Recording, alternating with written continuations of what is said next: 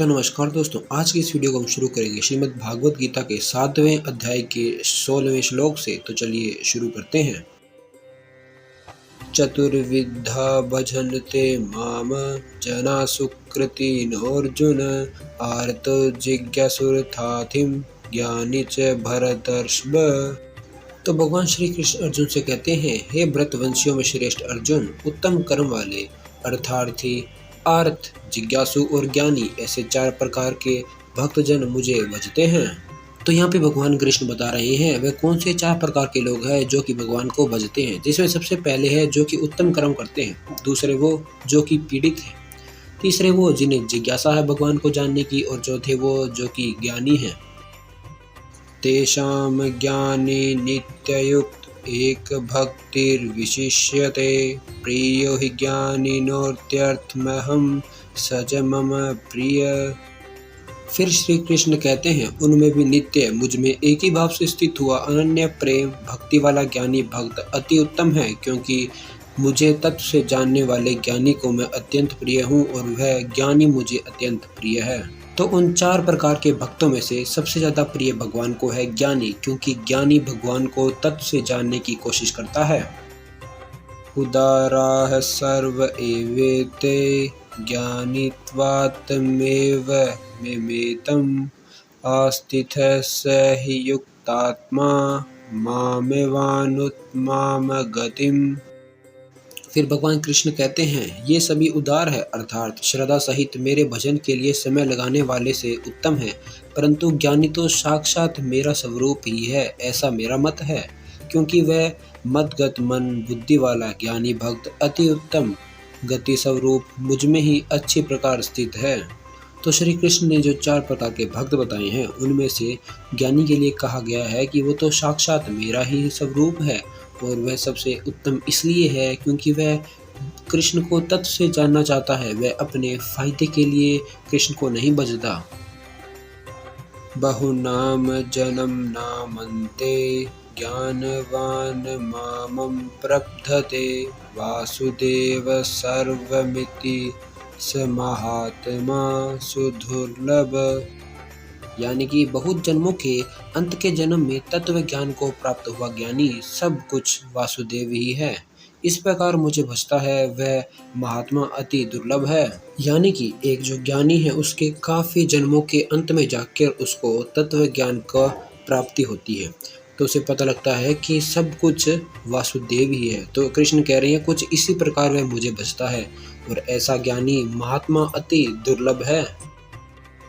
कामेस्तैस्तैरितज्ञाना प्रबध्नते नय देवता तं तं नियममास्थाय प्रकृत्या नियता स्वया।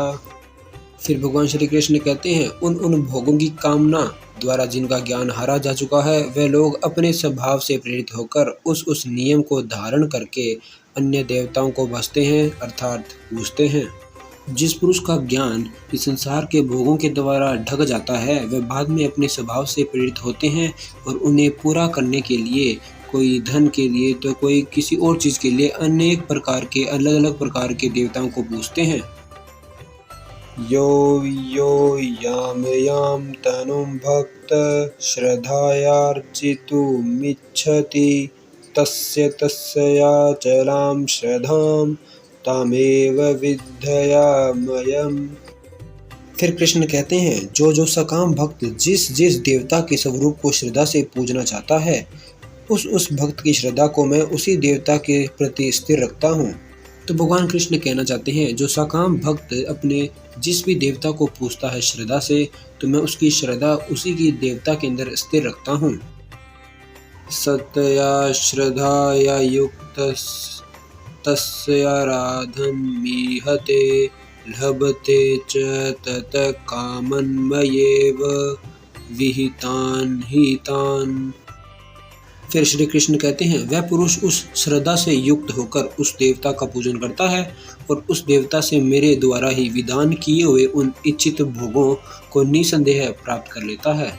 जो श्रद्धा कृष्ण ने आपके अंदर जगाई रखी थी आपके देवता के प्रति, उस श्रद्धा में युक्त होकर आप अपने देवता की पूजा करेंगे, और जब पूजा करेंगे तो आपके देवता के द्वारा जो विधान है उससे आपको इच्छित भोगों की प्राप्ति हो जाएगी, वो भी निसंदेह, ऐसा कृष्ण कह रहे हैं। अंतवतु फलम तेषां तद्भवत् यलप्मेधसां देवान् देवयजो यानति मद्भक्ता यानति मामपि। फिर कृष्ण कहते हैं, परंतु उन अल्प बुद्धि वालों को वह फल नाशवान है तथा वे देवताओं को पूजने वाले देवताओं को प्राप्त होते हैं, और मेरे भक्त चाहे जैसे ही भजे अंत में मुझे ही प्राप्त होते हैं। यानी कि जो व्यक्ति जिस भी देवता को भजेगा वह उसी को ही प्राप्त होगा, परंतु जो कृष्ण को भजेगा वह कृष्ण को ही प्राप्त होगा, चाहे वह किसी भी प्रकार से भजे। अव्यक्तं व्यक्तिमापनं मन्यन्ते माम बुद्धयः परं भावमजानन्तो ममावयमनुत्तम। फिर कृष्ण बताते हैं, जो बुद्धिहीन पुरुष मेरे अनुत्तम अविनाशी परम भाव को न जानते हुए मन इंद्रियों से परे मुझ सच्चिदानंद घन परमात्मा को मनुष्य की भांति जानकर व्यक्ति के भाव को प्राप्त हुआ मानते हैं। यानी कि श्री कृष्ण का कहना है, जो बुद्धिहीन व्यक्ति है वह मुझे महाभारत के समय में शरीर के अंदर देखते हुए तो मुझे मनुष्य ही मानते हैं, वह ना ही मेरा परम भाव जानते हैं। और ऐसा करने वाले जो मुझे व्यक्ति या फिर मनुष्य मानते हैं वह व्यक्ति या फिर मनुष्य भाव को ही प्राप्त होते हैं। नाहं प्रकाश सर्वस्य योग माया समावृतः मूढ़ोऽयं नाभिजानाति लोको मां जम वयम्। फिर कृष्ण आगे कहते हैं, अपनी योग माया से छिपा हुआ मैं सबके प्रत्यक्ष नहीं होता, इसलिए यह अज्ञानी जन समुदाय मुझ जन्म रहित अविनाशी परमात्मा को तत्व से नहीं जानता, अर्थात मुझको जन्मने मरने वाला समझता है। यानी कि कृष्ण तो योग माया के द्वारा छिपे हुए हैं, इसलिए सबके सामने नहीं आ पाते। तो इसी कारण से जो अज्ञानी जन है वह मुझे जन्मने और मरने वाला समझता है, यानी कि मनुष्य समझता है।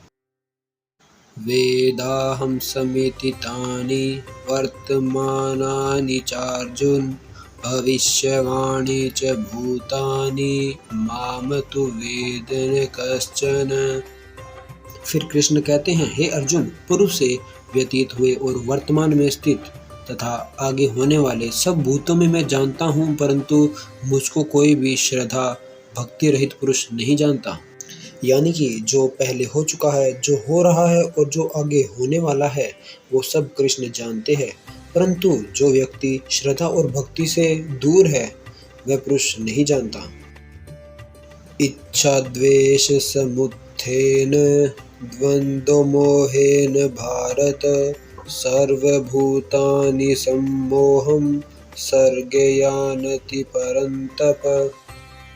कृष्ण कहते हैं, हे भरतवंशी अर्जुन, संसार में इच्छा और द्वेष से उत्पन्न हुए सुख दुख आदि द्वंद्व रूप मोह से संपूर्ण प्राणी अति अज्ञानता को प्राप्त हो रहा है। यानी कि संसार के अंदर इच्छा और द्वेष है, तो इनसे उत्पन्न होगा सुख और दुख। तो इसी मोह के कारण से सुख और दुख, इच्छा, इस मोह के कारण से ही व्यक्ति जो है वह ज्ञान को प्राप्त नहीं होता। ये शाम त्वन्तगतं पापं जनानां पुण्यकर्मणां ते द्वन्द्व मोह निर्मुक्ता भजन्ते माम दृढ़व्रता। श्रेष्ठ कर्मों का आचरण करने वाले जिन पुरुषों का पाप नष्ट हो गया है वे राग द्वेषादि जंती द्वंद्व रूप मोह से मुक्त और दृढ़ निश्चय वाले पुरुष मुझको भजते हैं। यानी कि ऐसा पुरुष जो कि निष्काम भाव से श्रेष्ठ काम करेगा तो उसके सभी पाप नष्ट हो जाएंगे और उसका जो भी मोह है उससे मुक्त हो जाएगा, क्योंकि निष्काम कोई भाव ही नहीं होगा कर्म, अच्छे कर्म करते वक्त तो उसकी इच्छा भी नहीं रहेगी और मोह भी खत्म हो जाएगा। और ऐसे दृढ़ निश्चय करने वाले व्यक्ति ही कृष्ण को भजते हैं। जरा मरण मोक्षाय मामाश्रित्य यतन्ति ये ते ब्रह्मत्वेदु कृत्सनम अध्यात्मकरम चाखिलम।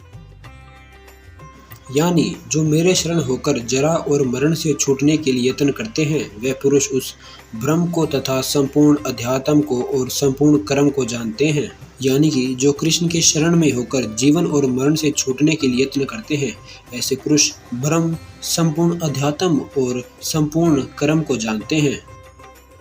साधिभूताधिदेवं मामं साधियज्ञं च ये विदु प्रायणकालेऽपि च माम ते विदुर्युक्तचेतस। यानी कि जो पुरुष अधिभूत और अधिदेव से सहित तथा अधियज्ञ के सहित मुझे अंत काल में भी जानते हैं, वे युक्त चित्त वाले पुरुष मुझको ही जानते हैं, अर्थात मुझको ही प्राप्त होते हैं। यानी कि जो पुरुष कृष्ण को निर्जीव, जीव, हर एक आत्मा में कृष्ण को ही देखता है, वह अंत काल में भी कृष्ण को जानता है और ऐसा व्यक्ति कृष्ण को ही प्राप्त होता है। तो आज की वीडियो में केवल इतना ही। हम आपको मिलते हैं अगली वीडियो में यहीं से ही कंटिन्यू करते हुए। तब तक के लिए जय श्री कृष्ण।